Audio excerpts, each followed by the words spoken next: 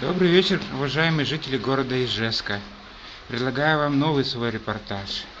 Каждый вторник, точно назначенное время, по улице Восточной, 34, 38, 40, отключают отопление и горячую воду бессрочно.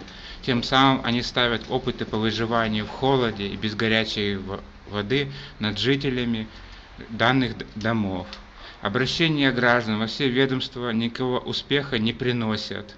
Все говорят, спасение утопающих – дело рук самих утопающих.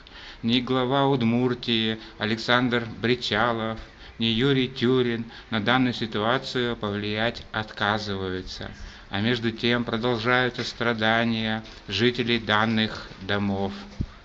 А потом приходят большущие счета за отопление, перерасчеты так называемые за год, которыми жители наверняка пользовались якобы горячие батареи, а на самом деле батареи были холодные. Аппетиты у энергосбытовой компании все время растут, поборы с граждан увеличиваются.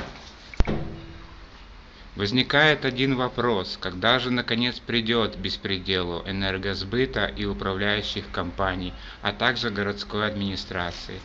Когда жители домов по улице Восточной начнут получать все блага цивилизации, а не страдать каждую неделю от постоянных выключений?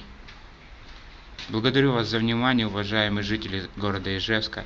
Подписывайтесь на мой канал, и вы узнаете много интересного о работе чиновников города Ижевска, управляющих компаний, энергосбыта, о наплевательском отношении к жителям Ижевска. За что мы платим? Это вопрос.